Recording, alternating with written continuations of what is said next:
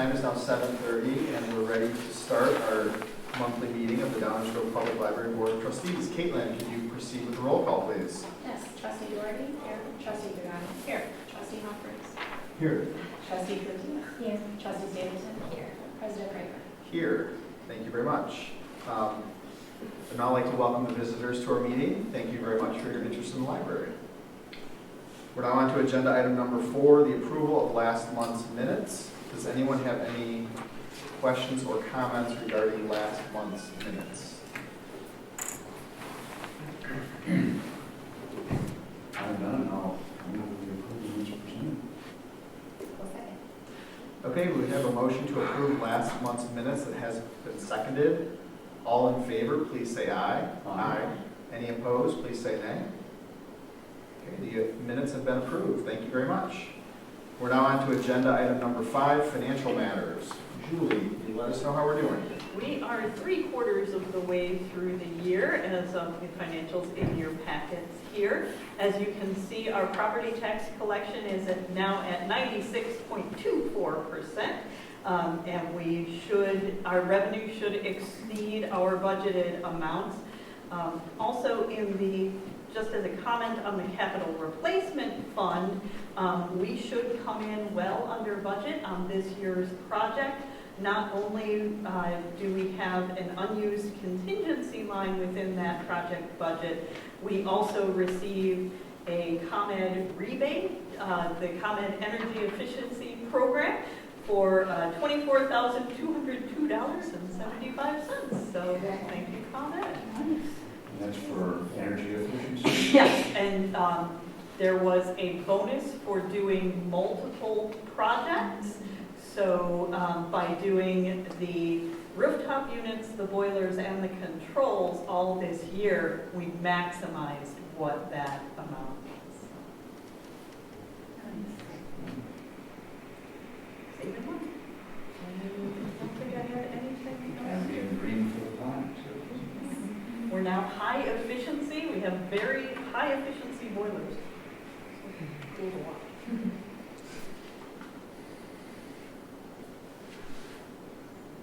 Oh, one thing, I didn't have any specific questions about the financial matters, but I'm just wondering maybe in early 2020 or at some point, maybe you're planning this already, but having a kind of an updated projection for the capital replacement fund based on. Oh, absolutely, Yeah. yes. Yeah. Because I know we've been doing well with it, but it's just kind of seeing how things play out going forward.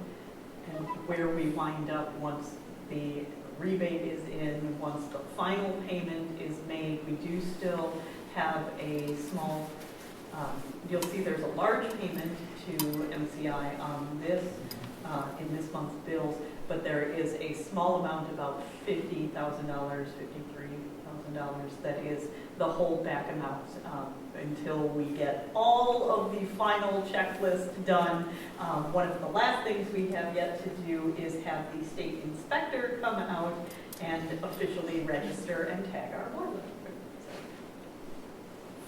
That will be the official end of the run. So this is essentially our reserve fund for the capital replacements, which we put some money into every year, and it accumulates so that when we have major capital expenditures, we take it from that fund, and we don't have to have a referendum or something. It's like a kind of reserve fund. And we've been doing really well with it and coming in under budget on our projects every year for the last several years. So looking right along. Do we have any questions or comments on any other financial matters?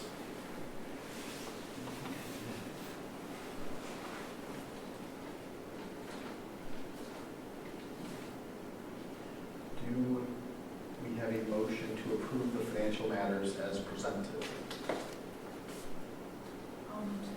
the financial matters as presented. Second. Okay, we have a motion to approve the financial matters as presented that has been seconded. Caitlin, could you proceed with the roll call, please? Trustee Doherty. Yes. Trustee Pagano. Yes. Trustee Humphries. Yes. Trustee Cookie. Yes. Trustee Stapleton. Yes. President Kramer. Yes, thank you very much. The financial matters have been approved. We're now on to agenda item number 6, public comment on agenda items. Do we have any public comment at this time on agenda items? Okay, thank you. We're now on to agenda item number 7, public comment on any other library business. Okay, thank you very much. We're now on to agenda item number 8A, art donation by Downers Grove Public Library Foundation. Janine. Thank you, Jonathan. So, I was going to say, that seems very formal. I want to thank all of you for being here, and I want to thank two of the directors here in this room, including past director Ed Pollack and also Jenny Hansen. All of us support the library and the work that we do.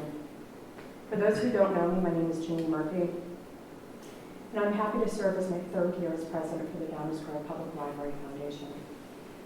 In 2006, our foundation was made possible by a generous bequest made by William Culbertson. She was a Downers Grove resident and a dedicated library volunteer. We provide extraordinary gifts like art and books beyond traditional operating expense and taxpayer support. Recent examples that you might know include the Kids Mural, the Book Bag Program, the Satellite Stats Program in local senior living centers, in support of this month's film screening, The Public at the Tivoli, and next week's book discussion about living with homelessness. Like you, we work to support the whole of our community. Our efforts, though, would not be possible without the families and organizations who support the whole of our community, too. Thanks to their participation in the Garden Walk Brick Program, we're simply getting $10 or $1,000. Our foundation is able to make good on its promise tonight to make an extraordinary gift. Today is 3 years in the making. On that note, I'd like to thank volunteer directors here tonight, and this includes Anna Jackson, Brooks Rule, Kate Magnuson, and Robin Trillock. Oh my gosh, Jenny Levine. Hi, you know these glasses. Thank you so much. Right. I'd like to thank all of our directors, mostly for putting best practices in place in concert with your strategic plan. I also want to thank Library Director Julie Milovic, who serves as our ex officio director on our board, and she helps guide our efforts along the way. None of this would be possible, though, without the Downers Grove Public Library staff. They make it possible for any of us and all of us to be here involved. Robin, next to me, is our art committee chair, and she is here tonight to share details of a gift we are thrilled to present. I'm immensely grateful for her perseverance and her expertise. And Director Brooks Rule, who's sitting behind me, is our communications chair. He can answer any questions that you might have in ways we'd love to share this gift with the whole of our community. His dedication to this effort is invaluable too. Thank you all, and now I will move this to Robin. And I am a stand-up person. I can't do it stand-up like Janine does. Thank you, Janine, and good evening to everyone. I'm thrilled and honored to be here tonight to present this recommendation by the Downers Grove Public Library Foundation. As a side note, I realize that others in the audience and anyone watching this on YouTube might be frustrated in not being able to see a photograph of the work as you have and as our board have. But if the board elects to approve receiving this gift tonight, we will plan a very special unveiling ceremony when it is installed. As you know, the Art Planning Committee has been searching for a work of art that would be a major artistic focal point in the recently renovated library lobby. In order to ensure that our search would be advised by current best practices, we started by researching and establishing a formal art purchase donation policy, which successfully guided us to today. We started with a wide search of artists in the Chicagoland area and narrowed that down to 7 top prospects, then down to 3 artists, each with a very different style. The submissions were brilliant, which made it very hard to select just one. We knew we had found the one when we saw this stunning textile artwork by Melissa Leandro. Melissa is a lecturer and assistant director of the Fiber Materials Studies Department at the School of the Art Institute of Chicago.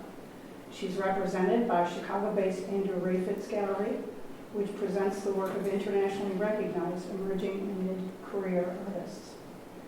Her resume is in your packet, so I won't go into detail about her impressive history of awards, exhibitions, and residencies. Instead, I'd like to talk about this gift the Foundation is offering to the library. Libraries provide free democratic access to information, of which the arts are an important component. The Downers Grove Public Library already is an arts venue, regularly hosting readings, concerts, films, workshops, and exhibits to inspire and entertain the public. Our library's art collection serves to educate and enlighten visitors about visual art, and this piece would expand the collection by adding major contemporary textile work. We knew from the start that we wanted what is called in the artwork a statement piece for the lobby. By this, we mean a work of art that powerfully represents the library's commitment to be a place where the public can connect with art, that adds breadth and depth to the library's art collection, and that inspires and engages viewers, inviting exploration and welcoming a variety of interpretations. The impact of this wondrous piece would fulfill these roles exquisitely. Its powerful colors will catch visitors' eyes as soon as they enter the library. As they approach the wall, visitors will be drawn by the work's motifs, lines, shapes, composition, texture, abstraction, and representation. When studied more closely, the sense of narrative, emotion, themes, and history will reveal themselves. Visitors, young and old, will enjoy a sense of wonder as their eyes and minds travel the tale the artist is telling us, one woman's story that is both singular and universal. It is a compelling story told from the heart, through a work that invites viewers to explore her path and revisit their own. In the artist's own words, in her work, she considers how moving within differing environments and interacting with diverse individuals impact her understanding and fragmentation of identity and space. I hope the board sees what we do in this work of art, how it could have a profound effect on the library experience, inspiring and enhancing its other arts programming, how it could provide a shared experience between people who see the world in different ways, how it could help members of the public better identify with one another, and how engaging with this piece could empower viewers to connect with their senses and their minds. I hope you will vote to accept this gift from the Foundation. Thank you. If anyone would like to see the pictures of that, those are in the board packet, which is also posted behind the agenda on the library's website. I'll just make a couple of initial comments. Thank you very much for all the work that you've put into this. I know that we've seen some of the samples along the way from some of the other artists, and I think that and you alluded to this, that I think one of the most difficult decisions was probably getting it down to only a single piece of art. Yes. Because I remember that I think when we saw maybe 5 artists at one point, all 5 were fantastic. So thank you very much for all the time and effort you've put into this. I think from my perspective, I rely on the foundation for things like artistic merit and whether it kind of fits the space and all of that. So I was really looking at it from kind of, is it aesthetically pleasing? And then also kind of what's the deeper meaning behind it, which you've alluded to, which kind of the merging of the cultures and different environments. So I'm a huge supporter of the piece, and I hope the rest of the board is as well. I just had a comment again. Thank you so much for putting together this proposal and introducing us to this artist and this artwork. It's an amazing piece, and I agree with Jonathan about its kind of overall aesthetic qualities and the themes behind it. I think it's really tremendous to bring something like that to our library. I just wanted to comment and maybe start a short discussion about this artwork in the context of the other artworks in the collection in terms of conservation. We had a discussion last board meeting about conservation and the kind of lack thereof in some pieces that are more difficult to care for. Textile art is a different animal than works on paper and other things that even sculpture and things like that we already have. I just want to think about how we can best preserve this work and make sure that it doesn't lose any of its wonderful qualities. It's color, it's vibrancy, it's, you know, the textures, because these things do degrade over time. And we want to make sure to keep that in mind as we're thinking about introducing this piece into the space. Would you like to speak Sure. to that, Robin? It's something that they did take into account. Oh, okay. Yes, absolutely. So the piece will not be exposed to direct sunlight, and the lighting it does have will be appropriate for guarding the car. And then in terms of little hands that might find the textures fascinating, it is going to be completely enclosed in glass. So the only maintenance really will be keeping the glass clean. I didn't realize that. But Yes, those are great considerations, thank you. Trustee Doherty? Hi, I can hardly see you. You know, I wanted to share too that since we have built a foundation that considers what we're actually gifting to the library, it's very important that we're not gifting greater liability or cost. We know that you are beholden to taxpayers, but our job is to provide extraordinary gifts beyond that taxpayer expense. But our job is also to do it honorably and responsibly. And in no way would we want to gift our library a liability of increased costs for conservation, or if something should happen, we would not want to gift that crisis, if you will. So in all of our conversations and all of our thoughts, we are very conservative, if you will, in how we make decisions to ensure that we're not increasing the cost, the liability, or in any way changing the reputation that you have set for this library. So the foundation works with those practices in mind every time we meet, and you ask a really important question, but really honestly, that's one of our first concerns as well. Well, when I was also thinking about just how it fits into the collection, I think maybe you were more focused on that than I was, because I see that space as really just a standalone space for the, you know, the art that is you know, ready to make an impact. And so I think the idea of you know, working around it, so it works for me. And the good news is, we're not choosing to gift a mural that stays on that wall. This piece, if things change for this library 5 years down the line, 10 years down the line, 25 years down the line, it can also be movable, and it can also be separated. Of course, we would take the glass off and the hanging would change, but we also want to provide some flexibility in the gifts that we provide.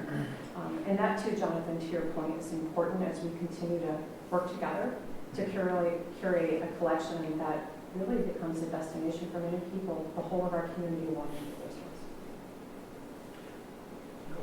Yeah, it truly is a destination. I'm glad you used that word, because I'm blessed or cursed or something with the fact that I've been around since this collection was started.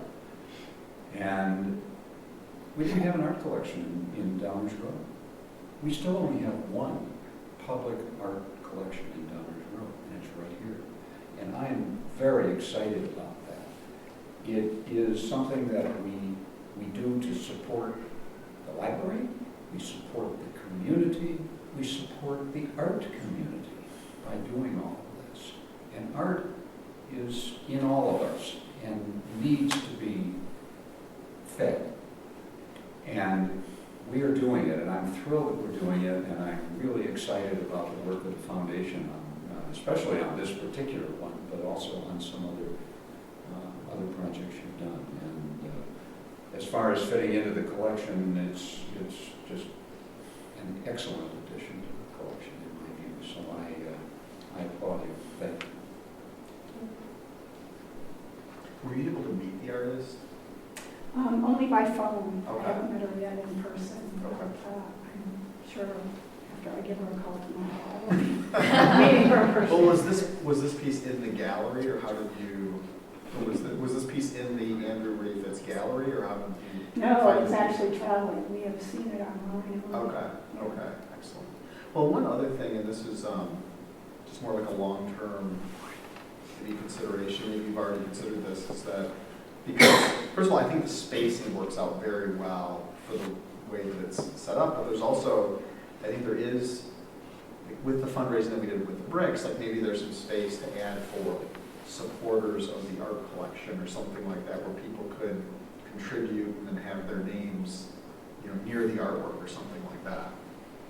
So, The good news is we have a lot of inventory in the Garden Walk brick program, and there are times these past 3 years that I've walked through that and I've seen my neighbors, I've seen friends, I've seen the kids' teachers, I've seen people who have passed away that I know, and the whole of this community through that program supports everything that we do. In terms of a plaque or other ideas, I think that's a good consideration, but in part and in point to your question about how we think ahead, there is a communications plan in place about how we share and communicate what's happening. Brooks, do you want to share a little bit more? Sure. Just preliminary discussions on that so far, but including Robin alluded to an unveiling event that we would have.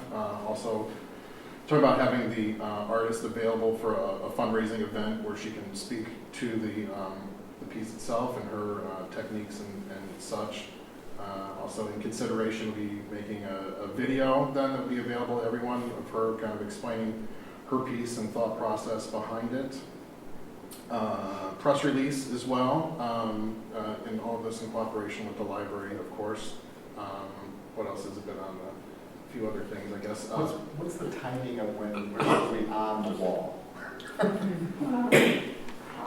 I will find out more about that tomorrow. The Okay. piece is one of the 2 pieces is in Arizona right now, Okay, and is there till November 6th at an exhibition. okay. But the most time-consuming piece, the work is already done, is the glass case, which will take 6 weeks. But I'm hopeful when I talk to her tomorrow, I'm talking a little ahead, you haven't voted yet, but when I call her tomorrow, that she might be able to go ahead, since she knows the measurements of the piece, and order the case now, even though one piece is yet to come. There's one other little piece. I follow her on Instagram, and she got engaged this summer, so I'm going to have to ask her when her wedding is. Assuming that doesn't conflict with, we'd love to do it in January if all the stars align. But one of the most important things too, when my kids come to the library, they become lifelong learners. The library is their destination. If you ask my kids where they want to go, it's Trader Joe's, Target, and always the library. So knowing that that's how you see the love of learning and reading, there's some programming that we would invite from our expert librarians who know that audience better than we do, but we would work in conjunction to do kids programming. If you've seen the piece, there are little things like a jackrabbit or a raccoon. There are found objects like shells and rocks. All that begins at a very early age. And so we would work in concert with the library for that type of programming and support those efforts to ensure that we meet everyone from maybe 8 months, 5 years old, 48 years old, 94 years old. So from beginning to end, that's how we would work in our programming cycle and our communications. And also, you mentioned the possibility of some kind of an event, an unveiling, but maybe a fundraising event around that. And don't sell yourself short. I think there's some opportunity there. I'm not really a fundraiser, but as I observe events of that sort, I think there's an opportunity. And that might have something to do with when you choose to unveil. Well, Dave, what's interesting is the woman who actually raised some of those ideas with our directors is sitting right next to you. Or Dolly was instrumental with our fundraising committee, along with Kate and others here, in talking about this type of fundraising events. So she seeded some of those ideas very early on, and we think they're good, and we're happy to support this as well. I mean, really, don't think too small on that. It's significant. I mean, evening reception with hors d'oeuvres and Absolutely. Right? Yeah, we're on the same page. Then like a scavenger hunt to find all different pieces that we have, so you kind of draw attention to other ones. And until I joined the board, I started learning. I was like, oh. With the unveiling, would you ever think about doing that before the glass is around it? I understand the glass is necessary because of hands and upkeep with dust and all that.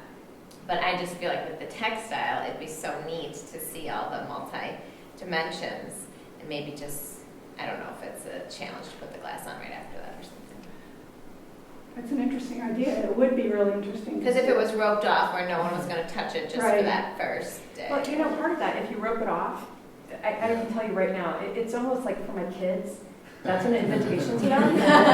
They're like, oh, we can't touch the art, we want to touch the art. And if it's someone like me who's holding my matcha, I promise you, and I would be the first person to trip and like spill Okay. all over our. Because I was gonna say, if they I've touched already it for one envisioned it. day only, that really wouldn't. It is. Yeah, no, I appreciate the idea. It would be fun to be able to do it. I don't know if it'll be practical to do it, but I'll be glad to keep it in mind. Robin, correct me if I'm wrong too, the piece is stretched, so it is more like a traditional canvas. Okay. Right. So it's But not it's- like a, But it's very draped. three-dimensional.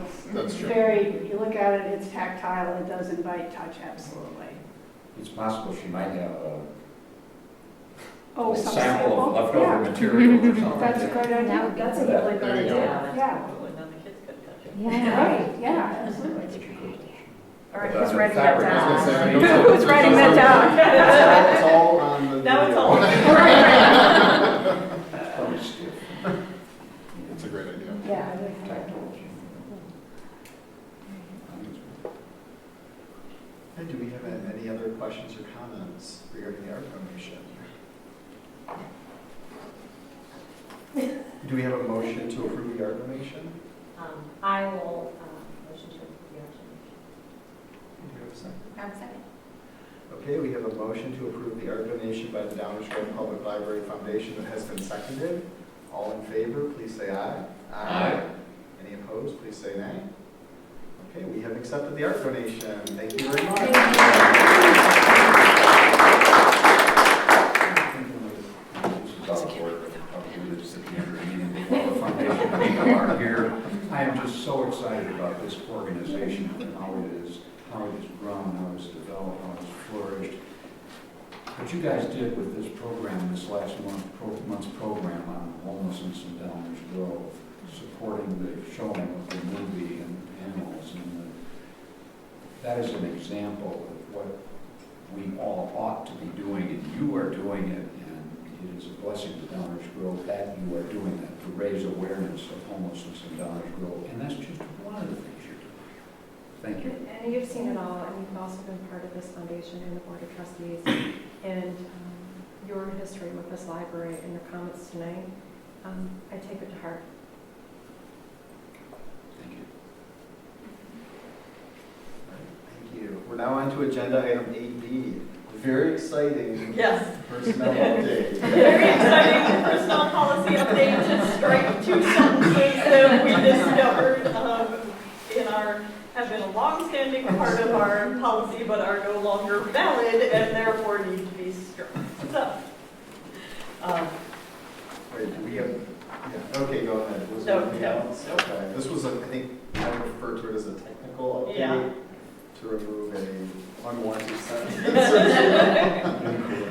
Yes. So do we have a motion, does anybody have any questions about this personnel policy update? Okay, do we have a motion to approve the policy update?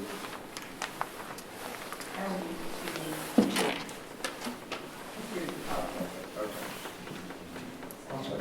Okay, we have a motion to approve the policy update as presented that has been seconded. All in favor, please say aye. Aye. Any opposed, please say nay. Okay, we have updated, we have approved the policy update set forth at 8B. Okay, we're now on to 8C, the 2020 Employee Insurance Benefit Premium Plan. Julie, can you just let us? as those of you who were on the board last year probably remember, we did do an update to our employee insurance benefit premiums last year that regularized them from a dollar amount to a % of premium for the employer and employee costs each year. So this is the 2020 plan based on those percentages with our updated renewals with our group that is the intergovernmental agreement with the Village of Downers Grove for medical, dental, and vision insurance for the staff. And it looks like there was a 5%. The 5% is the additional amount Yes, the by 5, the insured. Yes. Okay. and that's being passed on to us, and that is for medical and vision only. The dental plan stayed the same. And other than that, because last year was a very comprehensive update, this is Yes. essentially just approving what we have going into Yes. 2020. And this is exactly what we had budgeted for. Actually, we budgeted for the dental to go up 5% also. Do we have any questions on the 2020 employee insurance benefit premium plan? Have the employees seen this? Yes. Yeah, our open enrollment technically begins on November 1st, so we've given it to them in draft form so that they're aware of what the premiums we anticipate being starting November 1st. They haven't packed the hall, so. No. That's pretty acceptable. What are we looking for? I'm looking for a motion to approve the 2020 employee insurance benefit premium plan. So moved. Okay. Second. We have a second and a third. No, we have a motion to approve the 2020 employee insurance benefit premium plan that has been seconded. And since this is involving dollars, I think we should proceed with the roll call. Trustee Doherty? Yes. Trustee Gagnon? Yes. Trustee Humphries? Yes. Trustee Cootia? Yes. Trustee Stapleton? Yes. President Kramer? Yes, thank you very much. We have approved the 2020 employee insurance benefit premium plan, and we're now on to agenda item 8D, the compensation policy and procedure. And this is, as I stated in my cover sheet, this is based on the recommendation made by Joylyn Heyer from HR Source when she did our market benchmarking and compensation system design report back in July. The library board also passed the compensation philosophy, which is a huge component of this policy, back in June. This really codifies a lot of the practices that we currently have and brings that compensation philosophy into kind of our policy manual. So we do have, as I said, a lot of it is also procedural, which is why it's not straight up policy. It's a little bit of both. And as you can see on page 38 and 39, unfortunately, the Appendix A header disappeared. Headings in when you're merging Adobe PDF files don't always come with you. But then Appendix B is a placeholder for those merit-based increases that will start in FY 2021. As you know, we've already approved that in 2020 we're going to the new salary structure. So all of our increases for 2020 are based on that structure. Since the village is really the one who has an HR employee or someone who also oversees HR, were they involved with that HR source? No, they Just really you weren't. and mainly? And on the HR side, what the village does for us is really about the benefits and the benefits administration. So they administer the medical, dental, vision, life insurance plans, and they head up that intergovernmental group that we're in. They are also our authorized agent for the Illinois Municipal Retirement Fund. They do not do any other kinds of HR things for us. We do those in-house. As a matter of fact, it is Caitlin and Sophia who are primarily responsible for the rest of those HR functions that happen internally. So anything dealing with payroll, pay increases, that sort of thing, all the things in this policy are the purview of our administration office. And we've seen versions of this, I think, in the past. And then also and I think I've mentioned this before, but essentially, going forward, we will be allocating as a board kind of a block, essentially, to you to then allocate among staff in accordance with kind of where they fit in to the expectations of that. Yeah. So that Appendix B will control where those merit increases go, and of course, not till 2021. So it'll give us some time to run some scenarios on how that looks for the 2021 budget and give me a better handle on how to present that to you in the budget planning process. And there's also flexibility too, I'm assuming that if there's, Yep. you know, We change them. yeah, because things are maybe going up faster than we expect, or not as fast, then, you know, there's flexibility to do that, okay. Well, we've already approved the budget numbers, the big numbers, the totals. And obviously, this all fits into that appropriately, so we're within our budget. How's it look for next year? Well, that's what, and because that Appendix B is a placeholder for 2021, it may change during our budget planning process in June or July of 2020. So we'll be able to run those scenarios and see if we need to adjust those percentages, particularly in light of what happens as far as those baselines. So what happens to that benchmark and our re-benchmarking for the following year. So we'll have some work to do next year. Of course. Implement all this. Yes. But it's a philosophy and it's placeholders, it looks good to me for this year. Just have two quick questions, really, kind of for my information. So it's called out specifically because it contains both policy and procedure, it will not be posted on the website. Is that a change from how it is now? We don't have a policy Okay, so like that's this just stating, at all. that is just Yes. stating we will not be, but it's not Yes. in contrast to current practice. Okay, got it. And my second question was about the performance levels and kind of the performance appraisal process. I was just curious, from previous experiences at my own employers having levels like that, you often end with clumps, you end up with clumps of people, right? Like at the highest level, typically, you want to have more of a bell curve, you end up with like a big chunk of people over here. And then that affects how you allocate the budget, because of course in this scenario, there's higher percentages allocated to that higher performance level, which is as it should be. Do we know kind of how, because I don't know if this is in place already, this kind of level, and do we know kind of how that gets distributed, those levels are distributed over staff performance evaluations?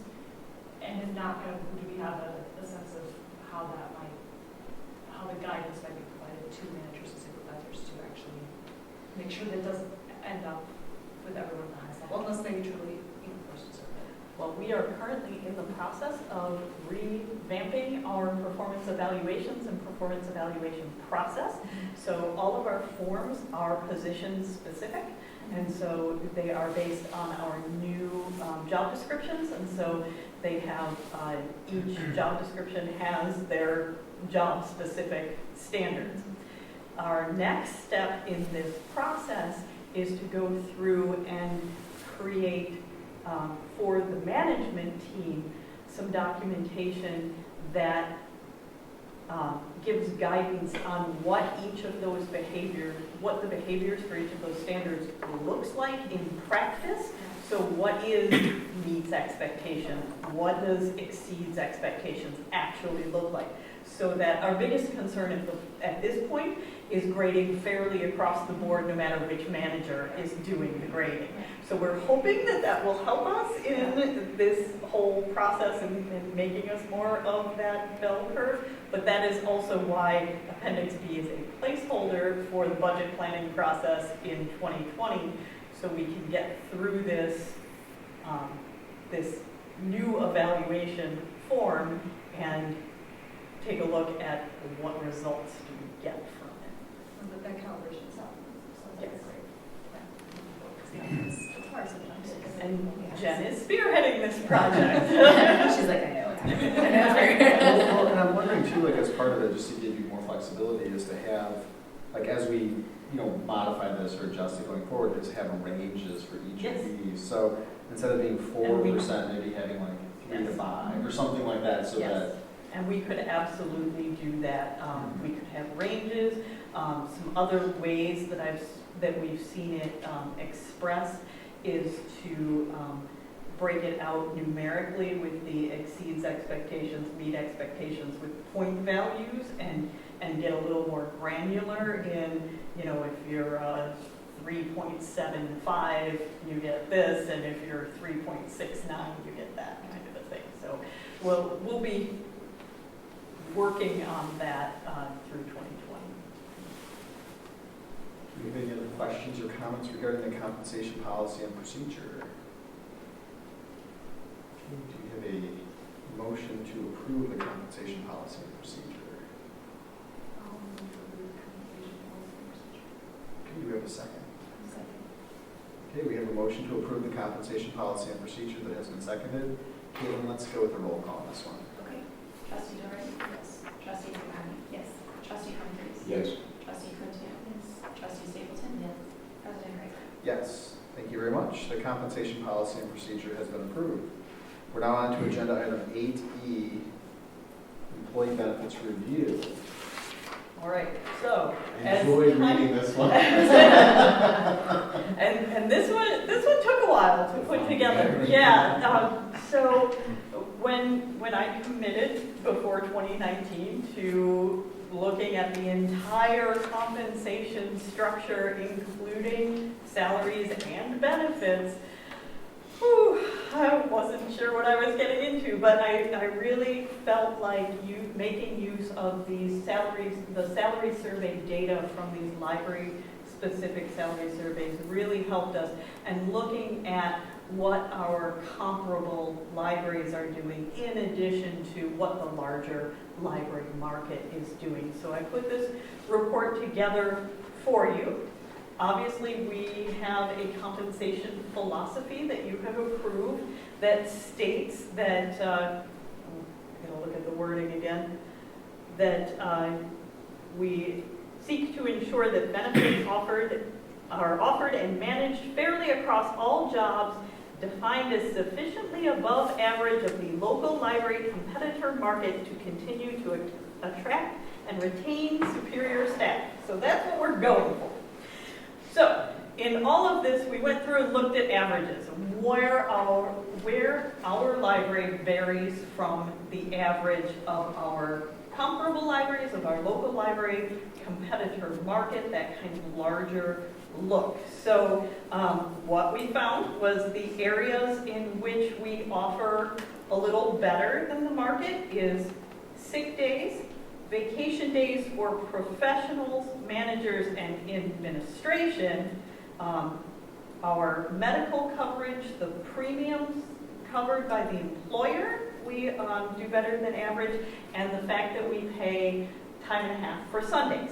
So those are the areas in which we're above that local library competitor market.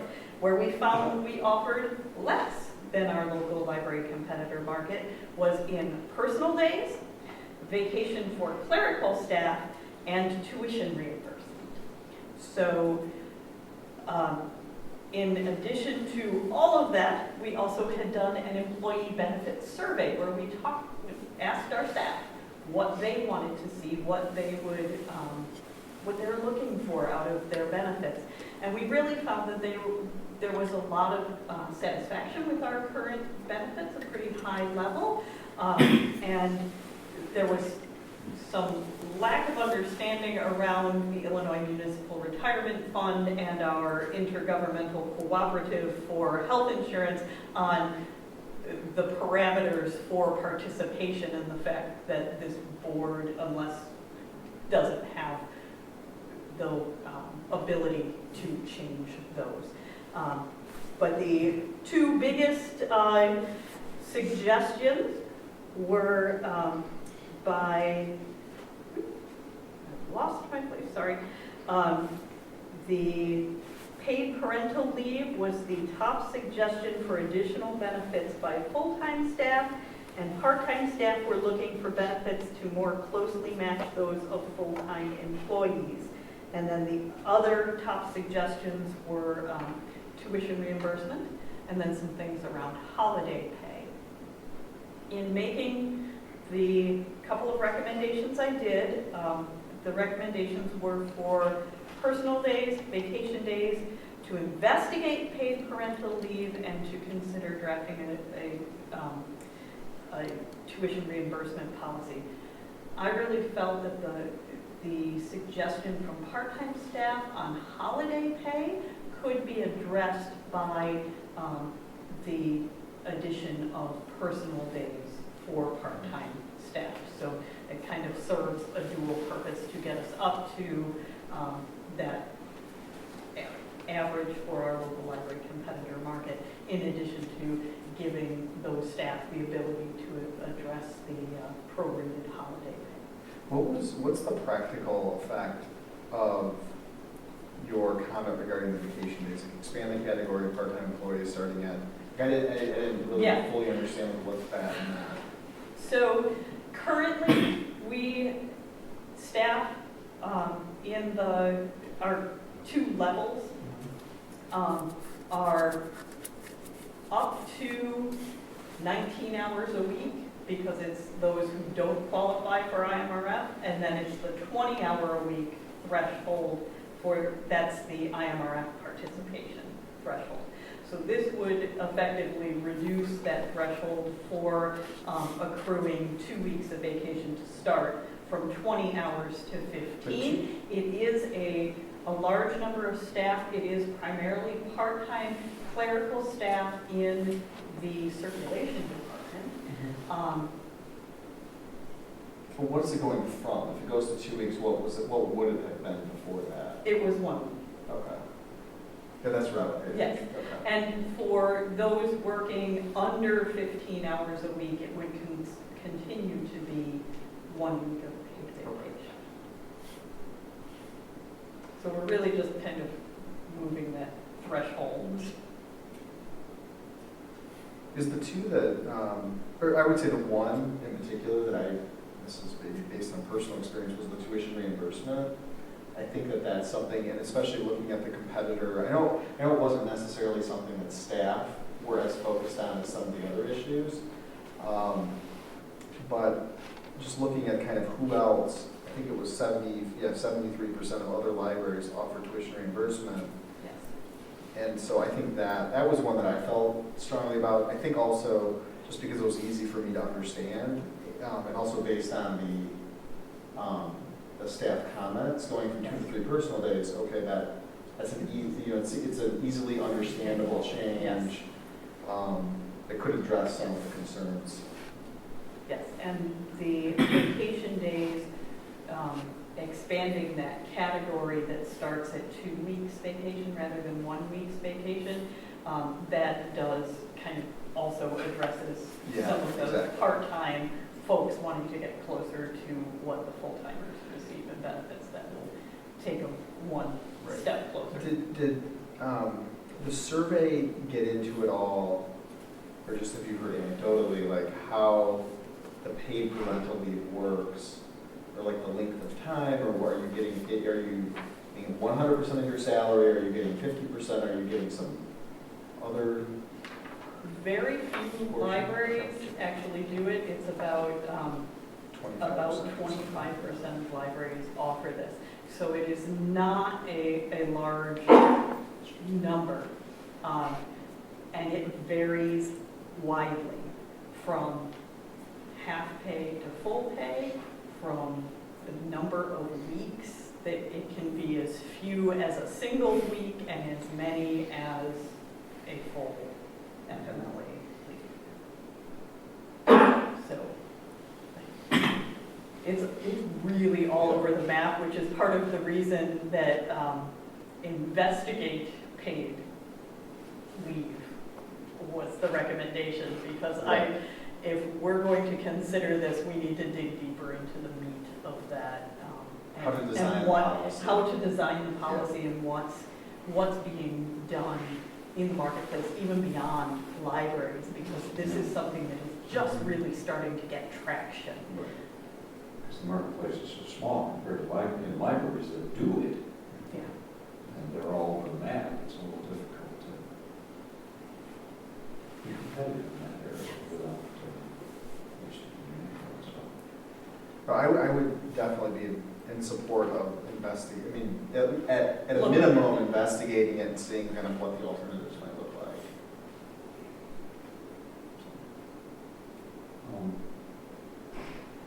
I should know the answer to this question. Maybe you don't have enough time. But how does our library compare today? I know what the past was, but does it change today, part-time versus full-time? In other words, in the past, some years ago, we had way more part-time employees than the average. Well, it seemed like a lot of our otherwise competitive kind of libraries, comparable libraries, but they had more full-time people and fewer part-time. How would we fall down on that these days? Well, and we do have more part-time staff than the average in kind of the greater Chicagoland area. However, in our most immediate vicinity, it was a very common practice for a long time to have fewer positions that qualify for IMRF retirement benefits as a cost-saving measure. And it's something that was really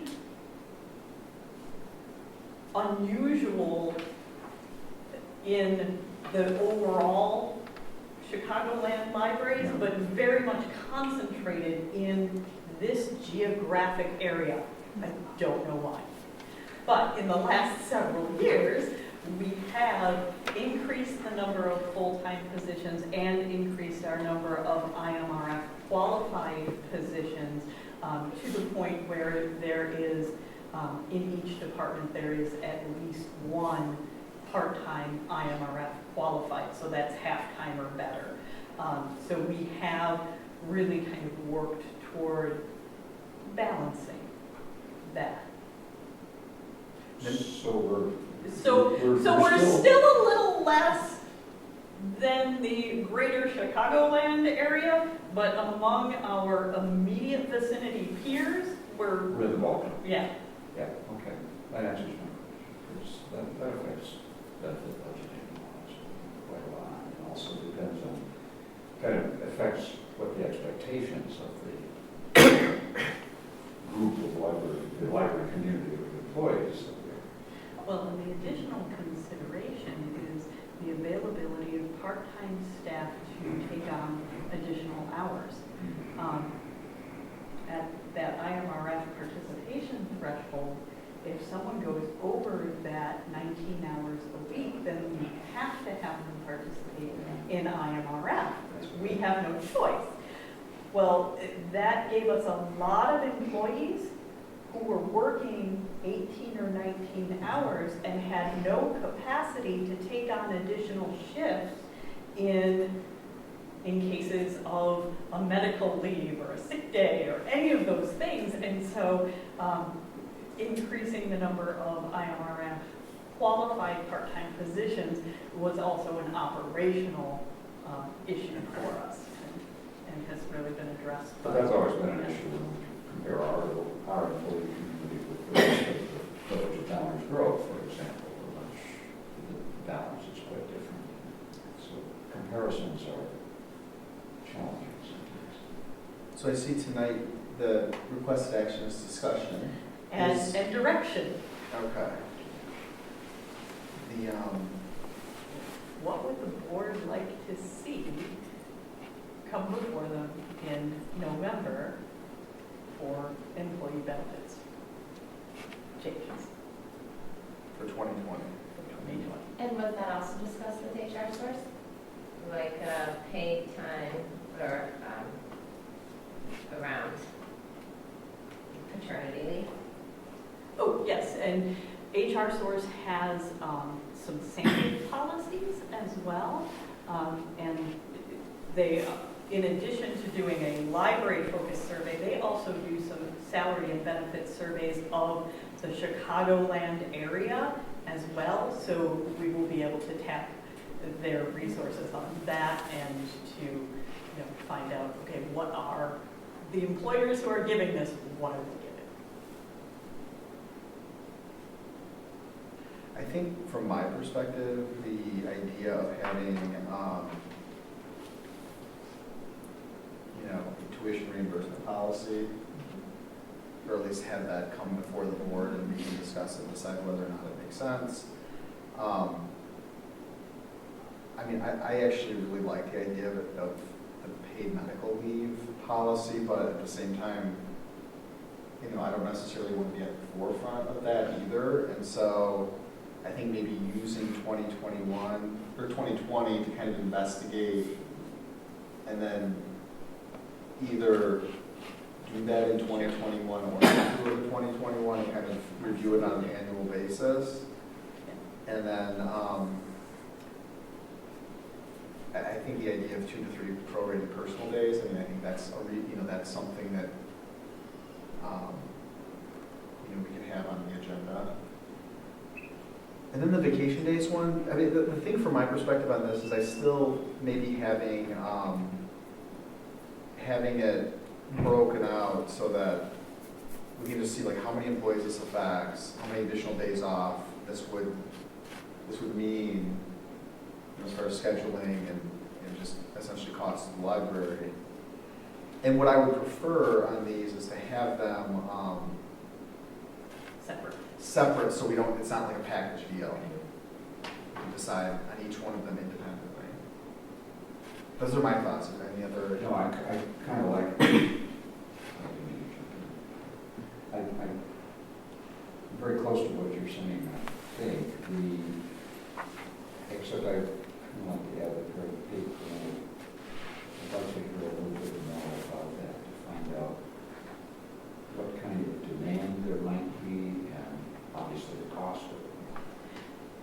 Tuition reimbursement is always very appealing to me, and it's also something that you can't, it's difficult to put your toe in the water because if you offer such a small amount that it doesn't mean much difference, it's not going to be a good measurement about whether it's effective or not. So you have to jump into that. But again, what would be our expected demand for that? My big thing has always been, other than just taking care of our employees, but also keeping them, being competitive. So maybe having that as having that listed as what some alternative plans may look like. Maybe we start small with it and then increase it over time. With both tuition reimbursement and paid medical leave, those would not come back to you right now. Those would be, right. Give me a few months. Yeah, well, in the tuition reimbursement too, just so that, other people can disagree with me on this, but I don't necessarily like putting a bunch of strings on it as far as you must be doing something library related, because I also feel like people who are out there learning, they're just becoming better employees and more valuable to the library, even if they're learning about something that's not necessarily library science. Library science, it's still very helpful to the community for a librarian to be educated. Exactly. So, yeah. I'll just say that I agree with further investigation of parental leave and tuition reimbursement. I just, because of the comments in the survey and kind of the overall, response from part-time staff in particular, paid parental leave and tuition reimbursement, I'm not sure how much it would impact that group of employees as much as it would full-time staff. So really making sure that we're addressing some of the part-time staff needs with either vacation and or personal day reconsiderations. I think it's just going to be really important. That's a really large group of staff, really important group of staff. And I would want to weight it more heavily on, what might be received as extra things for a certain group of people where one group is really feeling okay then. Right. Sure. Right there. Beyond that, I would look to you, you get to a point that's here, come back to this again and be more specific, because I don't think we're being very specific. Yeah. But So in November, I will bring back actual policy, et cetera, for the personal days and on the vacation days, with a report on the vacation days on how many employees are affected, how many days per year that would be. Because the salaries vary, I can give you a ballpark figure, Right. but it won't be Right. exact. And then talk a little bit about how we backfill the schedule Yeah. and how that would operate. And, I look for recommendations too. Yeah. Okay. Any additional questions or comments on agenda item 8E, employee benefits review? I just want to say I appreciate you conducting a staff survey for these staff. It's such an important thing, having that outside perspective and comparison, but also, how people are feeling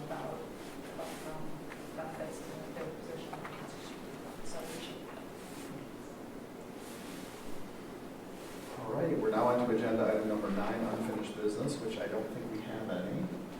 So we're now on to agenda item 10, library director's report. It's been a heck of a month. Our month of homelessness awareness has gone beautifully up to this point. We did not get quite as many at the volunteer fair as we had hoped, but we were very steady. We had almost 60 people show up. We were very steady for the first hour, and then once the Bears game started, and it was a beautiful day, so yeah, the attendance kind of dropped off. But we do have our final event, the book discussion for Sleeping in My Jeans, Tuesday the 29th, starting at 7 o'clock, so please come. Is that here? Yes, it'll be right in this room, and we will be doing a Skype session with the author, Connie King Leonard, and then you have the rest of my written report, and just a couple other items. Our HVAC project is wrapping up, so we're almost there, and the shifting project is done in fiction, so if you hadn't been up to see the new genres and the new locations in the fiction section, go have a look. The graphic novels and manga look particularly nice in their new location. They had some shelving issues in their previous location, and this really helped to address that. And then, of course, the Friends of the Library book sale next weekend. Come and buy some used books and support our friends. And don't forget the bag sale on Sunday. The book sale is what days? Going to be, we set up tomorrow, and the book sale will be Friday, Saturday, and Sunday. And it ends at 3:30 on Sunday because we have to pick up a few things. I'm going to be out of town all 3 days. We'll save a few books for you. All right, we're now on to agenda item number 11, trustee comments and requests for information. Do you have any trustee comments or requests for information? With the books that don't sell, are those donated? 2 different places. We, last year and the year before, just left them, and the library decided what things were to do. But we had strange requests, if you want. One lady was here who was collecting books for prisons, but she wanted, like, easy to read people, not difficult books to read.